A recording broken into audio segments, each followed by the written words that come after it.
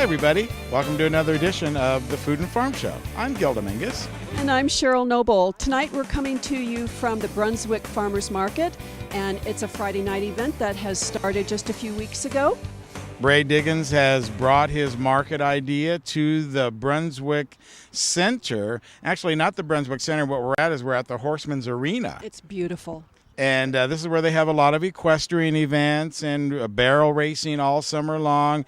Used to have some rodeos here as well, but it's a very nice location just outside the Brunswick area that you may be familiar with all the heavy shopping that goes on in there. And we're going to be looking at various farmers that are here at this market. Of course, last week, if you tuned in, you saw that we were at the market up at the Root Center and the Certified Growers Market. And what a fun time that was, Cheryl. It was great, and I never get tired of the farmers markets. There's always new vendors, different crops and produce and fruit and food vendors. And we've got 2 more markets that are going to be opening soon, too. So there's going to be plenty of opportunities. That's correct. We'll be coming to you from the Nevada City one, which opens up this Saturday. And then, of course, still to come is the Thursday night market in Grass Valley, and that farmers market will be happening as well. So tonight, though, we're going to be meeting many of the farmers here. We'll be talking with Ray Diggins, who is the promoter of this particular market, and then get his insight on farming and growers markets. And Cheryl, this is just such a connection for the farmers and the public to be able to make that connection to get their food and produce. Absolutely, and to know who our farmers are.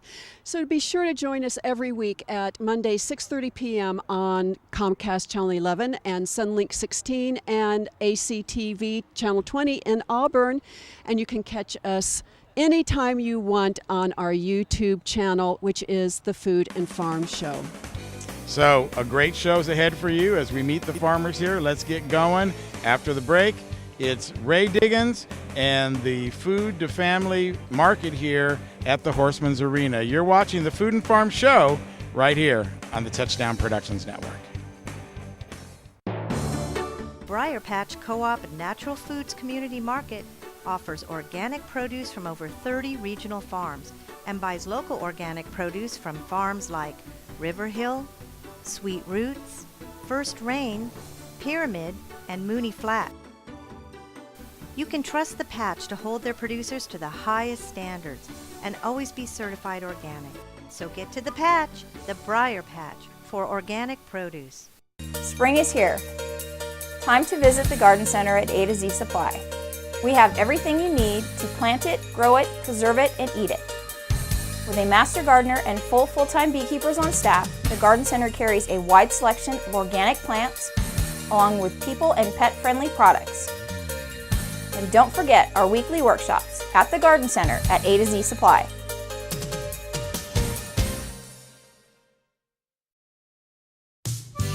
Grass Valley Hay and Feed Supply is dedicated to the health of your pets and livestock.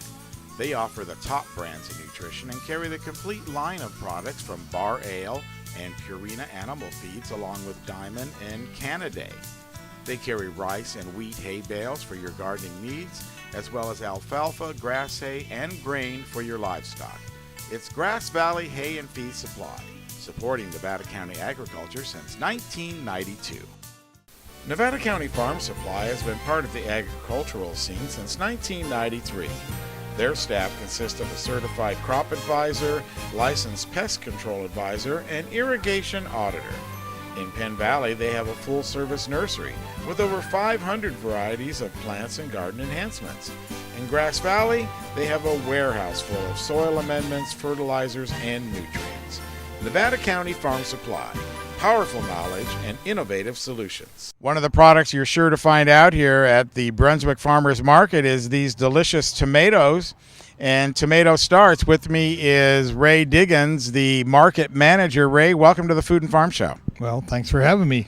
Of course, Ray Diggins and Touchdown Productions and the Food and Farm Show are no strangers to each other. Ray, this is another great market that you're putting together, and what a great venue for you.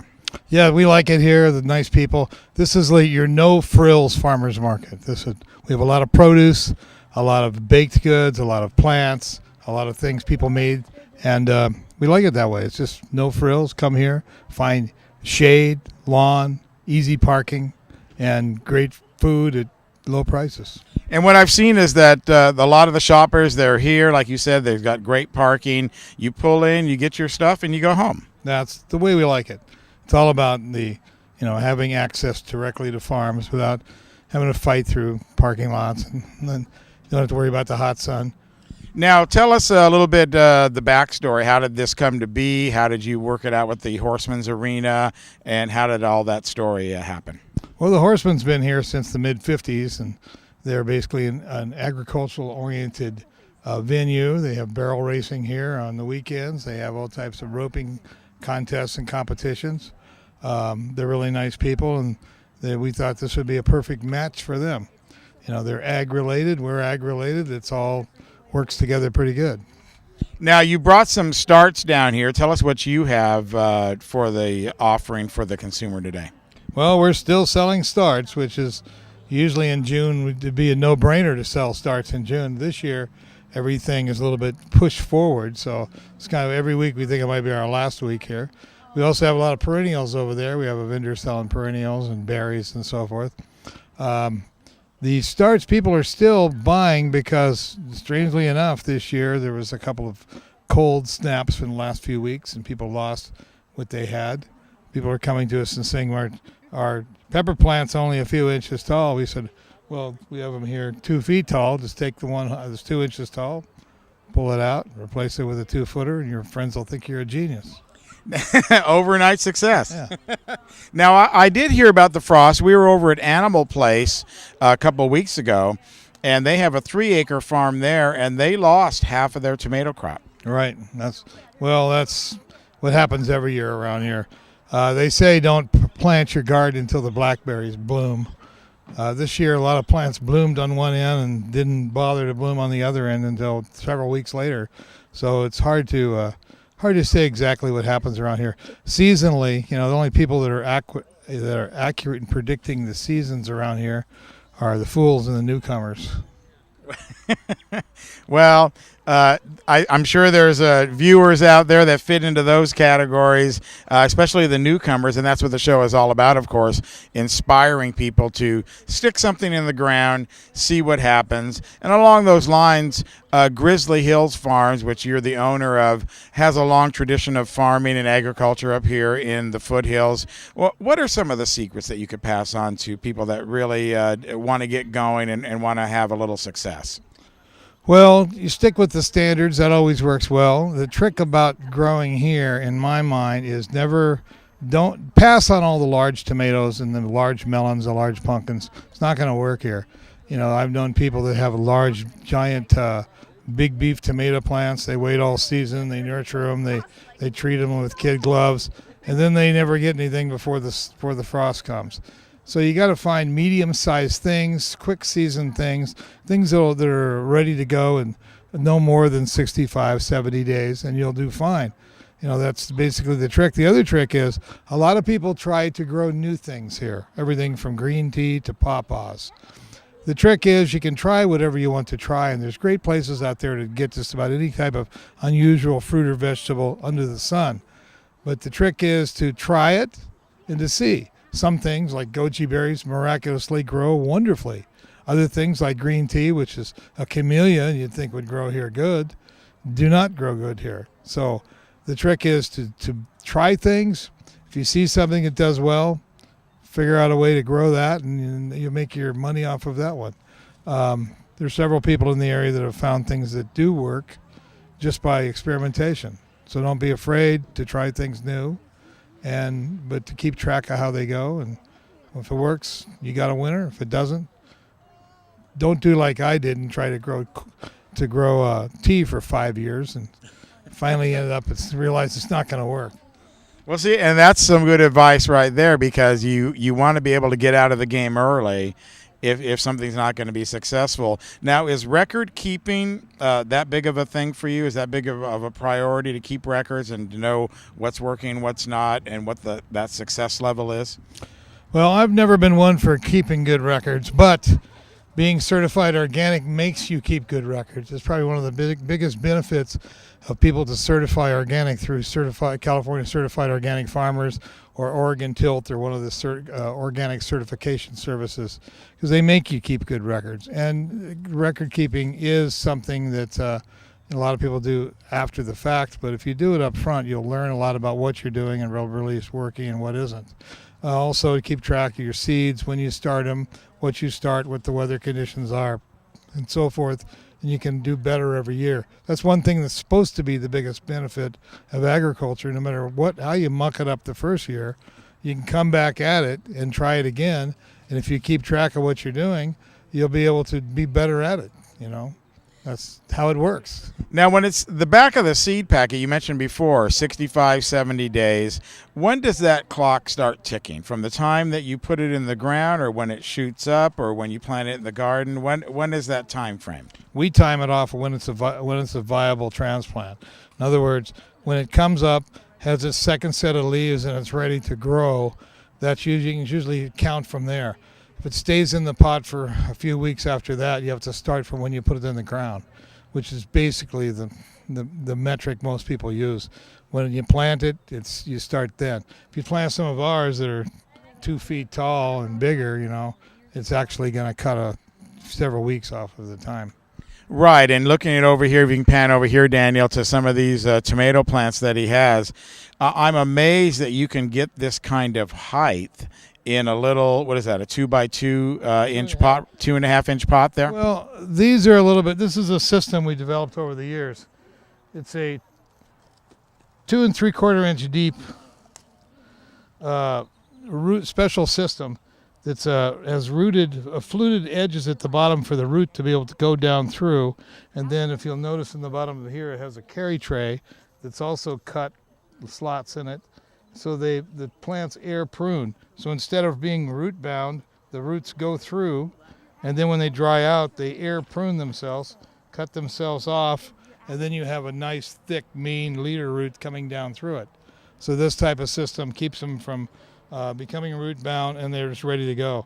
This is a better way to do it. We've developed this over the years. A lot of people use other systems, but we think this one's the absolute best system.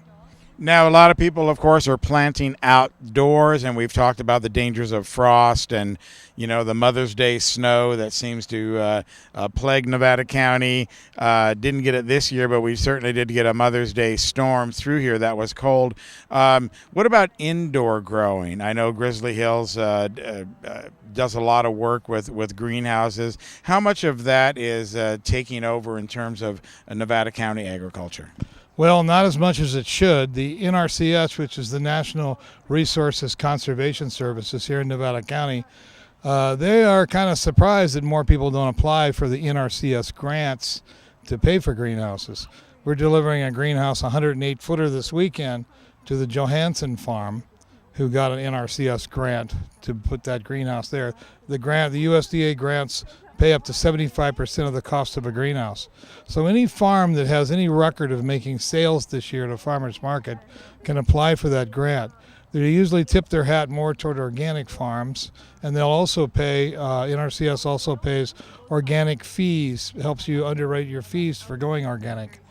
And the greenhouses, actually the high tunnel systems, it's the answer up here. I mean, that's the way to get a longer growing season. That's the way you can double your harvest per year. I mean, a lot of people, strangely enough, don't want to do it because it means they won't have any time off to not farm, which is kind of the opposite of what you would think, but a lot of people are used to not farming around here during the winter. If you have a greenhouse, you can run 2 months longer in the year, or a high tunnel, or you can also start 2 months earlier in the year. So it's the technology of the future, and it's really the way to get the maximum amount of production. There's not a farm in this county that couldn't increase 30% in the first year by just adding a simple high tunnel. So it's really just a season extender. It's not something where you're going to be growing something in January. Well, greenhouses are things that buck the weather, buck the season, and you pour a lot of energy into them to keep them warm and the right humidity and the right temperature. High tunnels are a fancy cold frame that does not use a lot of expensive power to run them. Our systems and most high tunnel systems are naturally ventilated and cooled, and they also use passive solar for heating. So it's a better way to do it. So basically, you have like a high quality cold frame to be able to keep the temperature above freezing, and then keep your plants alive for longer in the year, and you don't have to pay the high price you would to grow tomatoes in January. And the other problem that's the other little secret is people that want to grow tomatoes in January don't realize if you don't kill them off once a year, then you're going to get diseases that just keep going and going and going. So really what you want to do is use them to extend the season. You can run right up through December. You can pick tomatoes in December. You can put them back in the ground in January, February, and have a season crop really quick and be able to grow all year round. And for other container ideas, people don't realize, but peppers are perennials, not annuals. Some of our peppers are 3 or 4 years old. So you can grow peppers in 5-gallon pots or even in 2-gallon pots year after year after year. You just have to get them out of the weather, put Agribond on them, put them in a high tunnel or some type of small greenhouse kind of thing, if you don't have a greenhouse. And you put your peppers in there, you cover them with Agribond, you water them. They might lose their leaves, you still water them. And then in the springtime, they'll come back, and you'll have peppers. You'll have peppers in April, big blocky peppers. Right, without having to do that whole root structure and settle down and like a new planting. Right, and basically it's similar to a French intensive method of raised bed gardening and so forth, which is a good method to use in this area because we just don't have the soil in most places. Down in Penn Valley, they have the soil. Up here, we got red rock and red dirt, Clay. We have to bring, it's just ugly. We have to bring most of our soils in. And we use the intensive system of, making the dirt healthy and then growing in that, then re-energizing the dirt and using a lot of mycorrhizal type of additives to keep the mushroom, the mycelium in the soil, eating up all the nitrogen and feeding it to the plants. So that's basically the best way to go around here. Field crops, they're fine if you're in Penn Valley and some other places like that. But mainly people are going to have to start considering more greenhouse culture and 4-season culture to really make this place be able to really produce what we need, which is, as I told you, we mentioned before in one of our previous conversations, we only produce about 1 million pounds of fruit and vegetables in Nevada County. And our needs are about 550 million pounds a year. So a lot of people are still shopping at Raley's and Safeway and SPD and everything for their vegetables. Well, that's the way it is. And what we're trying to do is bringing in more people from farther down the valley during the winter. We're hoping to keep this market going 12 months a year if we possibly can. And let's talk about the market, right? Ray Diggins, forgetting more about farming than I'll probably ever know myself. But this market right here, the potential for year-round is there. What's the reality of that? We'll find out. Usually, most places we've done markets, we were given a time span in order to operate in. Here, we're not. We can operate as long as we can operate here, and the farmers, they'll keep producing. They might just change crops. A lot of the people that sell at our markets don't have the luxury of taking off. Some of the people are doing different things. Dan Silva, who's here selling peaches, he goes to China usually during the winter because I guess they've developed a pretty good market over there for walnuts and quite a few products over there. Mm-hmm. He just traveled to China with Kevin Johnson, as a matter of fact. In fact, you might want to talk to him. He's right behind me. Yeah. To look for new agricultural markets for California, basically. I mean, we're in Nevada County, but really, when you think about it, one of the richest valleys there is in the United States, and certainly in California, is the Sacramento Valley. Right, if not one of the top 5 in the whole world. The only reason they get kind of a bad rap sometimes is because it's so prolific that a lot of corporations put their farms down there. But we have some pretty big farmers here, and they're all family farmers. We believe in the sustainable family farm as the basis of agriculture. That's why we have a lot of mixture here of everybody from certified organic to biodynamic to registered organic. But everybody at our markets all have agreed to the Farmer's Pledge, which is a pledge to not use GMOs, to keep the soil healthy, to practice fair labor law, to treat livestock humanely, and quite a few other points that we have in the Farmer's Pledge, which you can see at any of our booths here. Any of the people you ask them, and they'll show you their agreement. And people can come to their farms and peer check them yourself and see how they're growing. And that, we think that's the new local. It's called source identification. Get to know the farmers and understand what their practices are and what their beliefs are. Realize that sustainability is a very delicate thing. We've had people that were pure certified organic farmers that did everything by the book but still went under because, they couldn't sustain their business, for various reasons. So that's what we are all about, is helping farmers maintain sustainability, and that takes competition. It takes being access. They have to have access to markets. There are some places on earth that farmers markets that don't allow very many farmers in to keep the prices up and keep the prices good for the guys they do have. But really, a farmer cannot be sustainable without access to the markets. So that's kind of what we represent.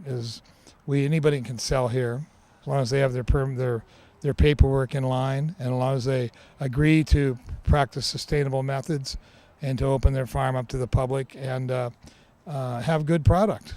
So we think it's the only way to go. We're surprised that everybody's not doing it.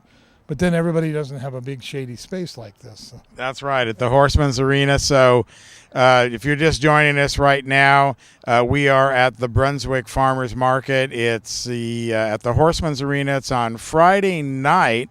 Ray Diggins is the market manager here. You want to bring your produce down here or be involved with that market, Ray's the guy to get in touch with. And, of course, he's over at Grizzly Hill Farms, and you can reach him there. Ray, thanks so much for spending some time here on the Food and Farm Show as we try to bring our audience, show them what's available out here and how the farmers and the consumers make that connection here in Nevada County. That's what we're all about, and thanks for spending your time with me. As you can see, we got some beautiful white nectarines here from Silva Orchards. With me is Dan Silva. Dan, welcome to the Food and Farm Show. Thank you for having me. It's exciting. Yeah, well, it is exciting having the Food and Farm Show. Each week we go out to the community and show people what's going on. Silva Orchards has been around for a long time. Long time. The family was started in 1902, continuous farming in the valley and the Yuba City area. Now, when you talk about continuous farming, a lot of people don't realize how difficult that is to sustain a farm for so many years. Well, it's a management issue. It's a day-to-day operation, and it's expensive. It's just like if you went to the casino every morning and saw if you could make money. It's gambling, but it's a gambling of love. Agriculture is a true love. It's a spirit of the heart. Now, you got people at home that are watching the show, and, of course, the Silva Orchards is a big operation. What about somebody that's just trying to stick a tree in the ground or trying to grow some fruit or trying to have a little success? What would be your advice for them? Well, there's a lot of advice. I always say go back to the cooperative extension within your county, go to your ag commissioner and see what you can do. There's a lot of organizations that establish small blocks of grounds for young folks that want to get into farming, young farmers and young growers. There's an opportunity out there. It's a difficult world to get into. It's a very expensive world to get into. Machinery is expensive, and just the operations of agriculture every day are expensive. Start with a garden and work your way up. I mean, that's, I'm sure, what the first farmers did in California, started that way. Because really we need the new farmers to come in, because the average age of the farmer in Nevada County is 56 years old. I don't know what it is statewide. In the valley it's about 58, so we're about the same category. I've got fourth and fifth generation coming along. My son is 35 years old, and he's heavily involved in what we're doing right now in agriculture. And I've got a grandson that's 7 that's in the ranch in the summertime every day. So agriculture is going to be a major component for the generations to come. Well, it's a major component in people's lives. A lot of people don't even realize that, where their food come from, how it gets there, whether it's their supermarket or a grower's market like this right here. Now let's talk a little bit about Silva Orchards. What is it that you guys specialize in, and what do you have out there? From a stone fruit standpoint, we specialize in 60 separate stone fruits, starting off in the early season with nectarines and peaches. We move on to pluots, we move on to apricots, some cherries, some major stone fruits and plums and figs and prunes. We just move right through it. Our major component at Silva Orchards is walnuts. We do an awful lot of domestic shipping of walnuts in California during seasons September and October on into the Christmas season. So that's our major effort in ag in our part of the country. Now, I remember when I saw my first walnut that actually wasn't just the walnut seed. It was in the husk. Yeah, and you couldn't believe it, could you? I didn't even know what it was. It's not a walnut. Yeah. It's an interesting phenomena today for me to look at the public and understand. The public does not understand the food issue very well. That's why we have what we call food deserts. We have many people that don't understand how to come to a farmer's market like this and shop, and they're very convenient. Local food, ripe, seasonal ripe, right convenient. These things were all picked this morning. We bring them fresh right to the market. How to understand how to shop here at the market and go home and produce something for a family meal. It's really important. And we've lost all that in this country. We really need to rethink all that through our school systems and education. I think there's some good things coming, though. Well, I think it's Joel Salatin that said that we're 3 generations removed now from when farms were a major component in everyone's community, and there we have whole generations of kids that are growing up that only know to go to the supermarket. Well, an interesting thing was yesterday I did a panel in Sacramento with the mayor's office and part of the governor's office at Mulvaney's restaurant in Sacramento, and one of the people on the panel was a school board member from Sacramento Regional Schools, and talked about educating cooking in the classroom. It was neat. It was a history class and a math class and a chemistry class all combined over 3 periods. They put food out in the chemistry class, they put menus out in the history class, and had them prepare a meal as though they were on the Silk Road in the 13th century. So it was really neat. It gave them a history perspective, it gave the food that was available in those days with spices, and it gave them a math perspective on how they put it together in units. So there is a foodie movement going on in school to teach kids. You know, just having you explain that right now, my first thought was it's a shame that it has to be taught in such a manner where you have to cover so many subjects, and it can't just be the true basic, here's how you stick it in the ground, here's what it's going to look like when it comes out, and this is how many days it's going to take, and to me that's a much more simpler. Yeah. I mean, think back in my day in school. There was a cafeteria in school. There was a cook at school. She cooked the food and brought it out. We had a wholesome meal for lunch. Today, they're all steam trained. They're brought into a steam system into the schools. It's all pre-prepared, whether it's pizzas or cheeses or whatever it might be, pre-prepared at some particular local facility and then trucked into the school.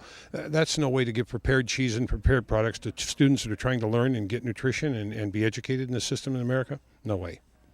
Now, before we went on air here, you were telling me that you just came back from China with the governor's office and talking about walnuts. That's fascinating to me that our local, and of course you're in Yuba City, our local growers here are exporting that far away. Local growers are in the last dozen years have started in Europe with the EU when the EU split up, when it became one unit in Europe. It started a phenomenon in Spain, and it started in the Middle East, into Turkey, into Kuwait, and Saudi Arabia. And then the Chinese came to California and looked at our diversified agricultural products and said, you know, we need to have in China what you have here in California and America. When you're trying to feed 1.4 billion people that are coming up in demographics and wealth, the middle class in China is growing exponentially. It's growing about 14 million people a year. You start adding those numbers up, and that gets pretty large pretty quick. You take the next jump, we're going to be near 1 billion people in middle class in China. And that's with their restrictions of just having one child. Absolutely. Think if they had 2 or 3, you know, there would be 2 billion people in China, and we'd never be able to feed that or they, I should say, would never be able to feed their population. Of course, they have a tremendous land mass over there to utilize, but not everything is in a temperate climate where they can grow something. No, I mean, California is unique. We have this oceanic climate that comes in off the Pacific. We've got a Mediterranean climate here that's conducive to growing. I mean, you can grow product up here in these pines that grows well. You can grow peaches and nectarines and things up here. You might get an incidental frost one year or another that causes that crop harm. But you can grow almost anything that you can think of other than tropics here in California. China's got a lot of land mass, but they don't have a lot of arable soil and good usable water. That's one of their major issues is clean water. They have not done well for their water systems in China. No, the pollution over there and everything is, common knowledge that's an issue for them, whether it's in the water, in the air, or whatever. Silva Orchards, Yuba City, and do you sell at the farm, or are you just out here at the farmer's market? We do some. We have locals that come out and do stuff at the farm, but major portion is I run the Yuba City Farmers Market on Saturdays. I have for 20 years. I've been with Ray in these markets up here in the hills for 19 years with him and love him to death. I think he does a great job. And these little markets I like better. They're more friendly. They're more personal. You can get out here and meet the public and try to educate the public in good, healthy eating. Well, they can. Now, how does somebody get in touch with you? Well, we've got a website. We've got a website through the Cal Valley Nut website, and you can also get me at dan.calvalleynut@gmail.com, and that's easy to email me and give me a holler and tell me what you like. All right, and of course, like all farmers, Dan's very happy to share his knowledge and his information, which I think is a part of that culture of farming, where you want everybody to be successful and grow the best food possible. Yes, absolutely. Yeah. What's been the most rewarding thing for you over the years from farming? Farming is to watch my family grow on the farm and follow in my footsteps. It's difficult to get someone that is college bound, come out of college and have them educated and not go out in the workaday world and make a couple of $100,000 for themselves with a great education somewhere, or come back to the farm and starve to death for a few years and try to eke it out until we can make something work. My son has done just that, and I'm very proud of him that we have that legacy continuing on in our family. That's been the happiest for me. Well, as you can see, there's a lot going on here on the Friday Night Farmers Market. Anything Green Hydroponics is your source for hydro systems, grow lights, and soils. Anything Green offers a complete range of organic nutrients as well as fungicides, miticides, and predatory bugs. Anything Green Hydroponics has just received this year's soil. Get your totes, pallets, or individual bags. Stay tuned for future workshops. It's all at Anything Green Hydroponics.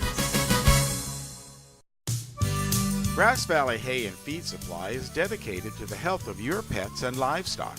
They offer the top brands of nutrition and carry the complete line of products from Bar Ale and Purina Animal Feeds along with Diamond and Canaday. They carry rice and wheat hay bales for your gardening needs, as well as alfalfa, grass hay, and grain for your livestock. It's Grass Valley Hay and Feed Supply, supporting Nevada County agriculture since 1992. Spring is here. Time to visit the Garden Center at A to Z Supply. We have everything you need to plant it, grow it, preserve it, and eat it. With a master gardener and full-time beekeepers on staff, the Garden Center carries a wide selection of organic plants, along with people and pet-friendly products. And don't forget our weekly workshops at the Garden Center at A to Z Supply.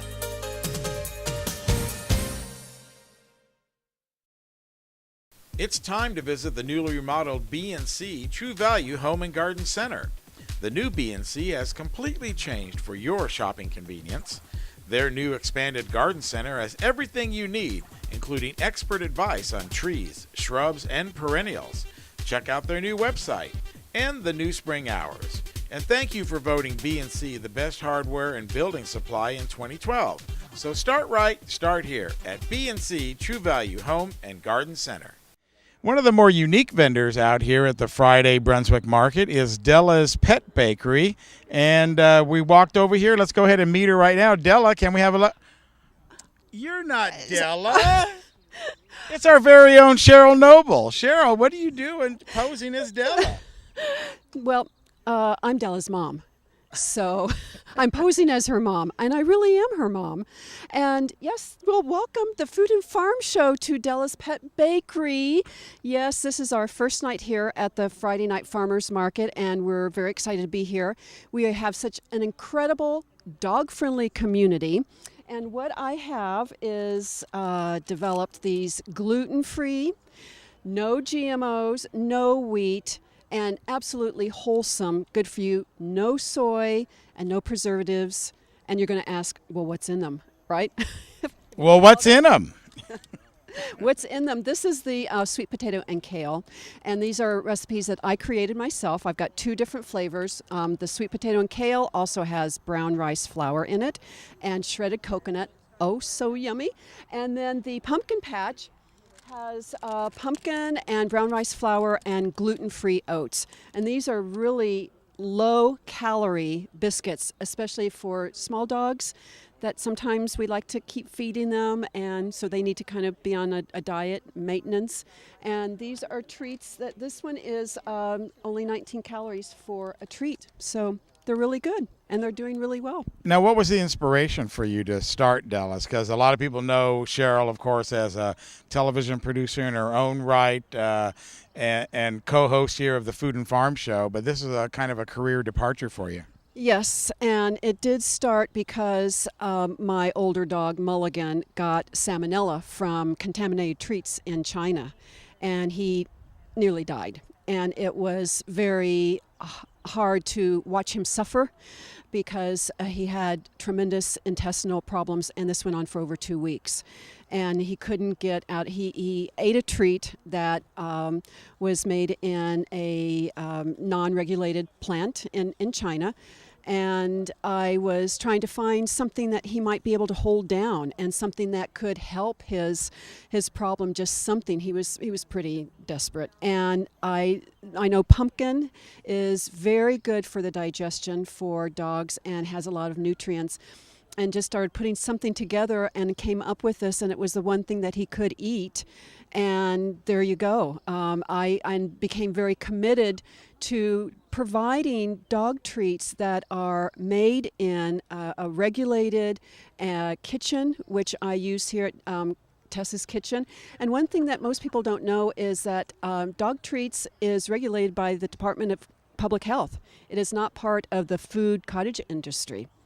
So we do need a commercial kitchen, and I actually like that because I know then that it is regularly inspected and that the place is clean and that I'm offering a good quality treat for people who I'm sure have experienced what I did. Foods that dogs have a lot of food allergies, and they get, if you have ever had a sick dog, it's not happy. Some of the biggest radishes that you're ever going to find here at the Farmers Market from Mount Pleasant Farms. Colin McGregor is our guest here at the Brunswick Friday Market. Colin, thanks a lot for being on the Food and Farm Show. No problem. Thanks for having me. How do you get those radishes to be so big? Well, honestly, it's just fertile soil, really vital growing conditions. This is the first time anyone's grown on this property in over 10 years. So weeds have just been growing and dying, and putting all the nutrients back in the soil, and it's just extremely fertile conditions. And you can see everything's just growing like crazy. It is growing like crazy. I mean, besides the beets, what else are you have here for the consumer? All right, well, we have the cucumbers here. These are new. We just harvested these, and the broccoli also. We also have the Savoy cabbage, crinkle leaf cabbage, some of the new varieties we got going. Butter crunch lettuce over here, some zucchini and crookneck squash. We have some golden beets over to the left here, and Joy Choy, the spinach, is my personal favorite. It's sweet and juicy, tastes like candy. Now, Colin, like many of the farmers here at the market, is not just out here at the stand selling you the fruits and vegetables. He's one of those guys that's actually out in the fields every day. We usually harvest the morning of, so we were in the field harvesting the majority of this morning. There at 6 a.m. watching the sun come up, picking veggies. Now, what's that life like, though, for you? You're a pretty young guy. A lot of other guys your age might be out driving fancy cars or going to the clubs or, doing that. Or certainly in school or college or whatever like that. How does this work for Colin? I love it. I love being able to work with the land and being in tune with the cycles of nature. And, this is my sustenance. I eat this myself. And I like to know where my food comes from and know that it's a good source and good for me, And, the people that buy it. I just want to help the community in any way I can. Now, are people coming up here and are they asking you how to grow things? Are you giving out any farmer tips? Is there any knowledge like that happening? Yeah, I give a few tips, kind of just conditions to grow in and when would be the proper time to harvest certain vegetables, but just little things here and there. I mean, this is our first season, so I'm learning as I work. It's all a learning process. So you're hearing the stories then from the other farmers? What's one of the stories that you've heard from some seasoned farmers? Well, I haven't heard too many in-depth stories, but through my experience with organic and non-organic, I definitely prefer organic. It's just so much more flavor, and even though it might not be as full-bodied sometimes as other vegetables, I mean, ours, we kind of got, the cream of the crop here, but it just is packed full of flavor and color, and it's just so vital and nutrient-filled. It's an astounding difference. Now, are you selling at the farm also, or just here at the various markets? We do sell at the farm. We run a CSA, which stands for Community Supported Agriculture. So if you become a member, then you can receive a box of vegetables weekly to a convenient place based on your location. And this basket over here to the side is a display of what was included in last week's basket. In the CSA. So how many CSAs are you running out there? It's just one. We have about 35 members at this point, and we've only been up and running for, let's say, 3 months now. Yeah, that's what I meant. How many members in this CSA? Yeah, about 35 at this point. Well, that's a pretty good start then for a first year, and of course a great source of income for the farm that you can count on week to week. Yeah, it's very consistent. That's our main focus at this point because farmers markets are less consistent, but still we get to put our name out there. We get to meet friendly folks like yourselves, and it's what it's all about, helping out the community and being there, actually knowing your farmer and the farmer knowing the customer. And that's the real secret of the farmers market, is that the consumer can come out. You can talk to guys like Colin, see what he's got here, and like you said, you picked it this morning. That's right. It's hard to beat that freshness. Yeah, it doesn't get any more fresh or local than that. Otherwise, you'd have to go out with you at 6 in the morning. Yeah, I mean, you're welcome to. Always open. The farm's always open. You're watching the Food and Farm Show right here on the Touchdown Productions Network.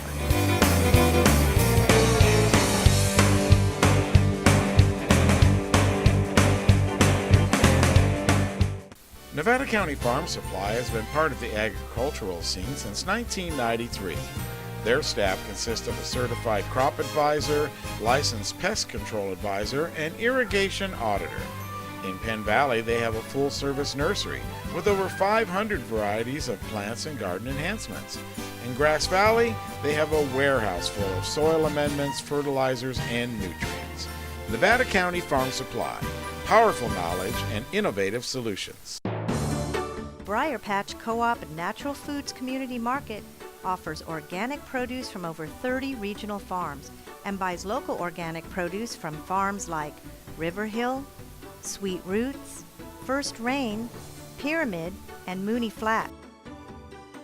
You can trust the Patch to hold their producers to the highest standards and always be certified organic. So get to the Patch, the Briar Patch, for organic produce. Anything Green Hydroponics is your source for hydro systems, grow lights, and soils. Anything Green offers a complete range of organic nutrients as well as fungicides, miticides, and predatory bugs. Anything Green Hydroponics has just received this year's soil. Get your totes, pallets, or individual bags. Stay tuned for future workshops. It's all at Anything Green Hydroponics. It's time to visit the newly remodeled B&C True Value Home and Garden Center. The new B&C has completely changed for your shopping convenience. Their new expanded garden center has everything you need, including expert advice on trees, shrubs, and perennials. Check out their new website and the new spring hours. And thank you for voting B&C the best hardware and building supply in 2012. So start right, start here at B&C True Value Home and Garden Center. We interrupt this segment of the Food and Farm Show to bring some breaking news right here from Sun Smile Farms. With me is George Loftus. George, thanks a lot for spending a little time with the Food and Farm Show. Thank you. I'm glad to have you guys here. Now, for those of you that are not on the local Food Coalition listserv, you posted a letter or a posting yesterday about the situation here at SunSmile. Why don't you bring everybody up to date? Currently, we're in a dispute with NID, and we've filed a claim with them over a water dispute. There was a leak in the Rough and Ready Highway back in 2011. There was a question over ownership of the pipe, and they refused to do the repair, even at my expense, and take up the problem later. Then we eventually, in the spring of 2012, in June, we did a public records request, found the documentation that proved that NID owned the pipe all along. And in the interim of this happening, I lost my cherry orchards, which was some 600 trees. I lost over 110 peach trees. All of my blueberries, which was close to 370, I believe, and over 700 black raspberry plants. At the time when they turned the water off, I had over 400,000 plants in my gardens, and this was in late August, early September. I had to go all the way to Sacramento to bring in tomatoes, even though I grew over 8,000 tomatoes. I operate a CSA, I have a farm stand, I do farmers market, I do U-Pick. We have wholesale, and we sell at the hospital, into schools, and our operation was completely interrupted by this. In the following of 2012, NID refused to do anything. I had contacted them, and I had to close my CSA. I had to send my first 50,000 plants back to the nursery and cancel my farm's vegetable crops, which were quite intensive. I had to bring in a water truck to water my onions and garlic, and I rode along the side of it and watered them, and to the point where on the fourth watering the roots came out of the ground and the product became unsaleable. Finally, the water was restored in the beginning of the third week of June, and our first peaches that we're picking today last year didn't get any water till after the crop was off the tree. That was 245 trees, so we had peaches about that big last year. Since then, the farm has been closed. We've opened this year for U-Pick between 9 to 2. Normally, I'm doing 6 days a week from 9 until 6 o'clock. My parking lot normally looks like it does today, but this has been rare for us, and it's really hurt the farm. At this point, we're asking the public to contact NID to give us public support, to ask the board members why this is happening. We had spent an extensive amount of time filing a claim with them. I have documentations in one binder that's over 400 pages, and I have 9 binders to support this. We document everything we do because we're certified organic, and so when we have a CSA or farm stand or farmer's market, there's a load list that says exactly how much the crop produced and the quantities and what we sold it for. We provided this to NID, and at that point in January, they said it was untimely. So they denied my claim. I contacted their insurance company, dealt with a forensic plant pathologist for 5 hours at the farm. We toured the whole farm. We looked at all the trees. He saw the damage. He even saw the garlic and some of the other things. And I handed him a binder of 400 pages. And at this point, he's had that for a month. There's been no response from NID. And I'm rallying the public to see why and what, because actually July 23rd is my deadline to file a lawsuit, which is not what I would like to do. I would like to settle this, and I'm finding NID being really uncooperative. Basically, the only thing that they'll understand is some public support. These people have been in this scenario where they can't say what is untimely when it took over 1,000 hours to provide this documentation to them, and it's very, very detailed. And we're at a point now where we're wanting to come to the table, and I want my farm back. You know, we have this is a serious thing for the community. I'm the largest certified organic or not, largest farm in the county. We produce a lot of food, and there's a lot of food community that's suffering by this. So we're looking for some community support right now. Well, the farm has been here since 1939, and that in itself is a testimony to its importance here to the county and the community. And NID is a business, a very successful business with millions of dollars in reserves that they've set aside. Generally, they've been good stewards of our water usage and demand here in the community. They supply not only homes but farms like yours, and they're local people themselves. And so I'm wondering where the disconnect is, George. The disconnect is, in normal circumstances, their protocol is everything after the service box is your responsibility. But at the time they put this pipe in, it was in the early 1940s. My Uncle Joel Beerwagen, we've actually farmed for over 100 years here, and he had thousands of acres owned and leased, and at that time they put a pipe in, it went down, they built a reservoir that serviced the Sunset View tract that's right here next to the farm, as well as the farm. And they put in a reservoir. There were two pipes that went out of it, a 12-inch pipe and a 6-inch pipe. One of them went across, our pipe went across the highway, turned and went down Mills Road, which today's been paved over. It has a domestic line on top of it with meters attached to it. And everybody at NID seems to think that everything after the box is yours, has always been their statement. Well, it's not. And I ended up hiring an attorney to go into their records. She did a public records request, and I found the actual deeds, easements, and the plat that said for Joel Beerwagen, never filed with the survey. And I have the survey as-built. It's clearly, plainly always been their pipe. And even after I proved this, the next day at a meeting, they tried to get me to take over ownership and maintain this pipe, which is clearly ridiculous when it's been their problem for 70 years. And so that's been the dispute of it. It's just that's their protocol. That's what they understand. But what I'm talking about is that these are local people. These people are elected by our community to serve on this board, and you would think that they would have the compassion of the community, especially when they've been proven that they were wrong. They certainly have the resources to make this a very expedited process. Yes, they definitely have a moral obligation to serve their constituents and stand up and agree or admit that their staff was wrong and do something about it. It's time that they stood up for their actions and compensated the farm for the damages that I've incurred. And, after this many years, I'm actually working back in the Bay Area, and I work January through March. That's the only reason my parking lot or my farm is open right now. It's not due to any of the peaches that I'm selling or anything I'm doing. The farm is going bankrupt, and it's all because they won't stand up to the plate and make some kind of a compensation with me, and it absolutely paralyzed the farm. We can't have farms that go under for this particular reason. It's absolutely ridiculous.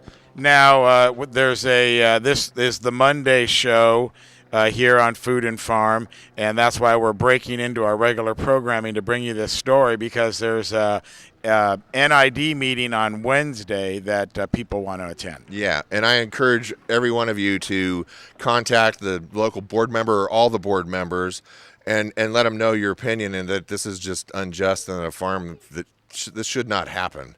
And this is a community-based farm. I grow flowers for hospice. I feed the food bank. There's kids running all over here having, U-Pick today and enjoying the farm itself. This place is like a public park. And NID treats this as that I have a private line being maintained by the public. Well, this is about as much of a public place and a gem for the community as there could possibly be. And I think that the board needs to realize that, and so they can show some compassion and fulfill their moral obligations to do their job. And Eric Dickerson, another a homesteader, rancher, farmer here in our community, is also on the listserv, came up with the idea to come down and support you with the U-Pick today. That's been great. And then take a pound of peaches for each NID board member. There's 5 of them. And take them and drop them off as a show of support for you, not only buying the peaches here today, but also giving them to the NID members and allowing them to receive the fruits of what the farm produces. Yeah, I think Eric's incredible. I think the turnout of people here, the amount of love, you have to understand that this whole thing has taken a piece of my soul. This is my life. And NID has wronged me, and these people to stand up and and come and support the farm when, you know, my spirits have been really low has been really, really awesome. I've been at my lowest point, and the county is really rallying for me, and it makes me feel a lot stronger, and it's given me the strength to say, I'm done. This has to be resolved, and I'm ready for anything NID has, but I've got support here, and it's incredible how the county has stepped up and signing petitions and contacting board members and, you know, picking peaches to take to NID. It's overwhelming for me. Well, it is, and I can see the emotion in your face and in your voice, and most farmers that we've talked to since the show started in the last few weeks, there's that soul connection to the land, to what you do. It's the love and caring of nature and the growing of food for our community. So come on out to the NID meeting on Wednesday. It's at the NID facilities, right? NID, and it's at 9 o'clock in the morning in their boardroom. And I encourage everybody to go, and you've got 3 minutes to say whatever you like. And, you know, I want to say one other thing that, you know, this has been that's really tragic, is that I'm an orchardist, and, you know, this is a 25 to 30 year commitment to produce trees and these berries. That's all I claimed for them was trees and berries. I didn't ask them for compensation for the vegetables, the year of being closed. I've sold equipment last year just to stay open. I've turned in my retirement. I didn't ask all that. All I asked was the trees and berries. But with that, you have to look at that this was my life's plan. I was looking at, you know, these trees died at 14 years old. They had another 15 years on them. And some of them were just September peaches, and I have stripes in my orchard between the others. So it's been a real devastating thing for the farm, and it's irreparable damage. I can't just get it back tomorrow. It takes 5 to 8 years to get back in the swing, and they keep continuing to spread this for another year. They could have settled with me in the early spring, and the farm would have been open with vegetables, and I could have replanted my trees. And so I urge everybody to go to this meeting and ask why. Why is this taking so long, and why do they keep drawing me out, and why can't we sit down and come to some type of terms here? Well, those are all good questions, and we hope you go out there to the NID meeting, 9 o'clock Wednesday morning. George, thank you so much for giving us a little time here, and we hope... appreciate you guys for coming out. And we got a great program. Well, thank you very much. Yeah. I hope this helps a little bit. I know we have a KVIE on Monday that you're going to be at. No, not KVIE. KVMR at 10 o'clock Monday morning, yeah. And then the union is also doing a story on Tuesday, right? Correct. And that'll come out in the Wednesday paper, which is the morning of the meeting. All right, well, we're on it now. You know, a little bit late to the party here, but we're only 20 weeks old ourselves. Yeah, if I can mention one other thing, there's a petition going around the local food coalition that everybody could sign, and we also have postcards here at the farm. They're at A to Z Supply. They're at Peaceful Valley Farm Supply, and they're also at Briar Patch. And they're just comment cards to support the farm, and a comment that you can make to a board member to, you know, show the support for the farm. And there's been lots of letters to the editors as well, which have been really helpful because that brings out public awareness. And I think everybody needs to know what's happened to their community. So we're going to close it out here from the Friday night market. Wonderful market, of course, as we saw. Della's Pet Bakery is right here, so congratulations to you, Cheryl, for getting that off the ground. Be sure to tune in each and every week on the Food and Farm Show, Comcast Channel 11, Suddenlink 16, Monday nights at 6:30 is our primetime viewing, and of course 24/7 on our YouTube channel. The Food and Farm Show, that's the best way to watch us, and then you watch it on your schedule. Exactly.